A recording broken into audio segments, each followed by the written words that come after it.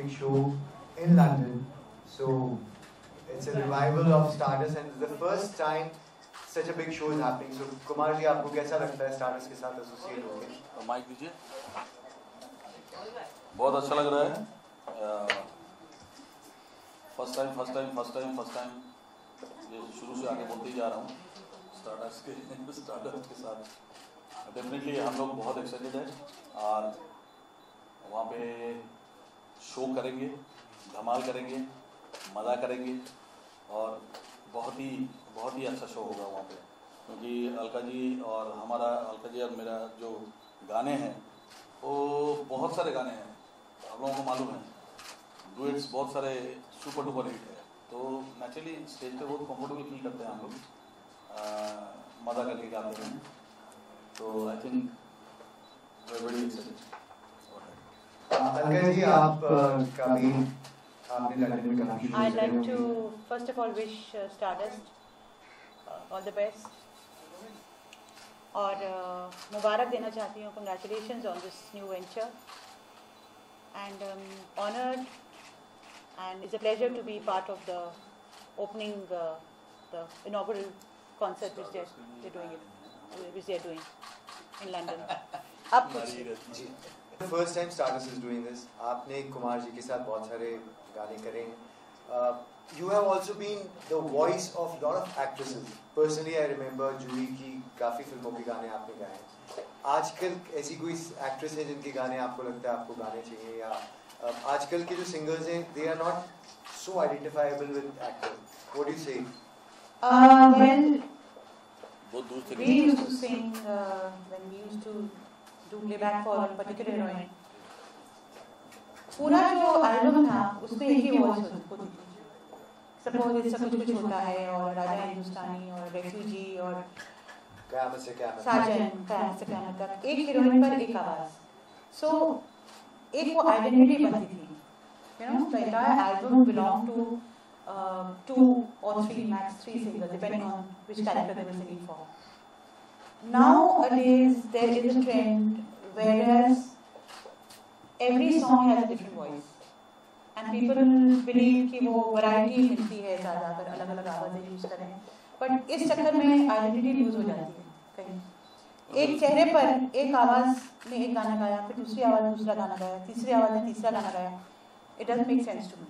But of course, it's a phase. It's not something I agree with or not something I prescribe to. But of course, it's a phase. So one has to accept it. नहीं, क्या है कि अभी situation ऐसा हो गया कि heroine एक ही है, वॉइस अलग अलग है. आज ऐसा चल रहा है. उसका कई रीज़न है, क्योंकि आज देखो कितना हलचल हो गया, चारों ओर सब बहुत फास्ट हो गया. कभी तबीयत खराब रहता है तो किसी और की आवाज़ में होगा, कभी तबीयत ठीक है तो किसी और की आवाज़ में होगा, कभी खुशी हुआ तो कभी और की आवाज़ में होगा, कभी गम हुआ तो किसी और की आवाज़ में होगा. बहुत डीपली सोचते हैं आजकल का डायरेक्टर जो है.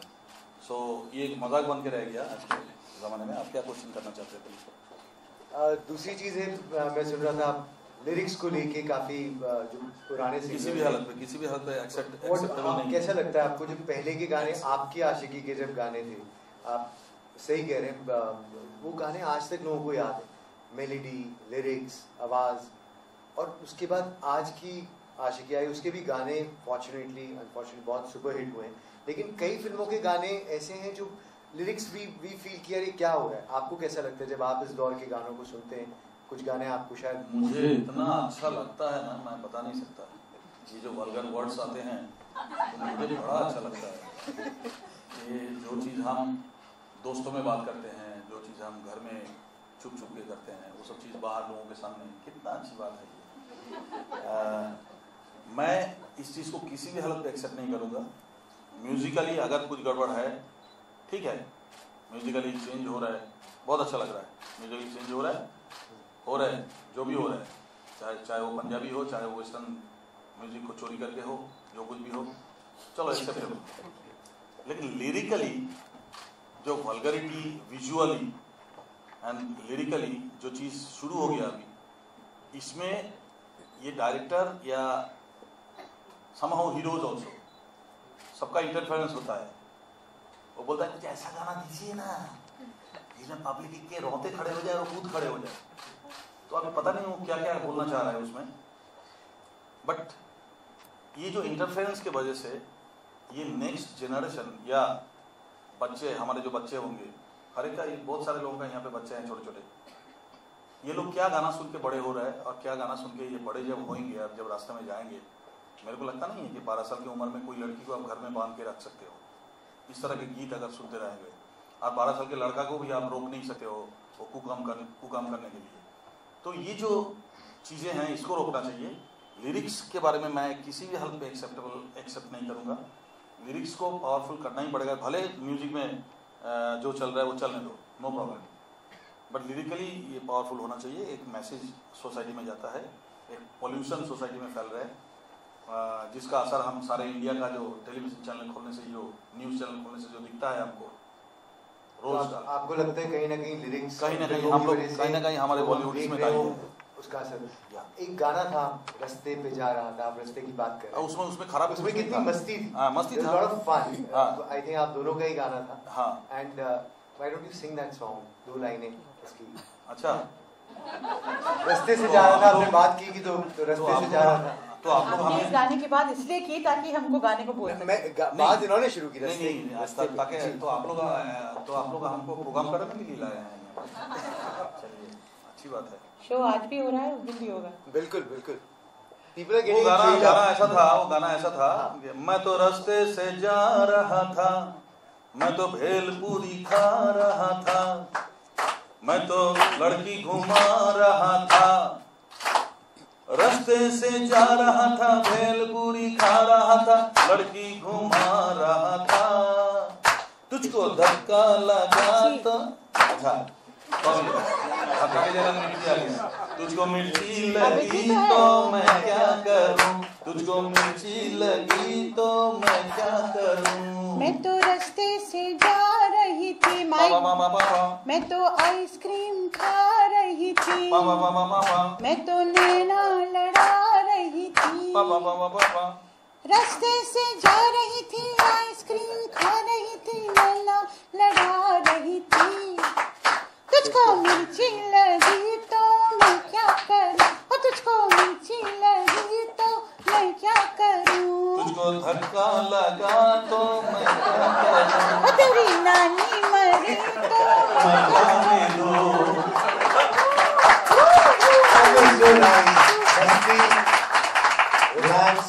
यही सब जो दिख रहा है ना, जो बैठे हम लोग किया ना, यही सब चीज स्टेज के ऊपर होता है। बट लेकिन एक बात मैं कहूँ शानू जी, I wouldn't like to criticize today's this thing. This is a phase. Lyrics भी आप पसंद करते हो? नहीं ये लिरिक्स आज के गानों का ना, जैसे हनी सिंह, क्या आपके हनी सिंह के गाने आपको पसंद नहीं करती हूँ, लेकिन ये सोसाइटी में, फैशंस में, हर चीज में चेंजेस आते रहते हैं और दौर आते रहते हैं।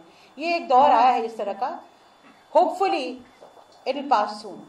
जो इस तरह के जो अजीब तरह के जो, मैं नहीं बोल रही हूँ कि I don't like it personally, but it's something that the youth likes. Why they like it? They complain कि ये बहुत गंदा। लाइकिंग का इसमें देखो, लाइकिंग का why दे, तुम बोला ना अभी, वो लोग क्यों, हाँ। ये लाइकिंग कराया जाता है सुबह से हैमरिंग करके। अभी 200 चैनल में आप कोई भी चैनल खोलो और उसमें अगर आपको वही सुनाई दे, 12 महीने में से 12 तरीके से प्यार करूंगा रे, अगर वो सुनाई दे, गाना तो सुबह से लेकर रात तक अगर 200 बार एक चैनल में लगाओगे तो गाना तो हैमर करके अंदर डाल के वो आदमी, लड़का भी सोचने लगेगा कि 12 महीने में 12 तरीके से किस तरह से प्यार किया जाए। हनी सिंह के बारे में थोड़ा सोच विचार की जरूरत है। हनी सिंह के गाने पसंद है आपको? किसकी? हनी सिंह।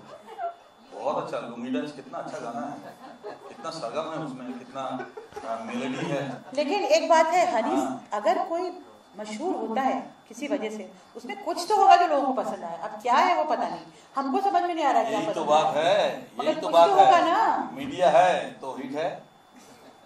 लो आपको डाल दिया। अच्छा, मैं गाली नहीं दे रहा हूँ, लेकिन आप एक बार सोच के देखना, जो गाने को अगर पब्लिसिटी ना दे, शाहरुख खान ना गाए, वो गाना हिट करा के दिखाओ, तो हमें पता चला इस सिंगर में दम कितना है। ऐसे कई फिल्मों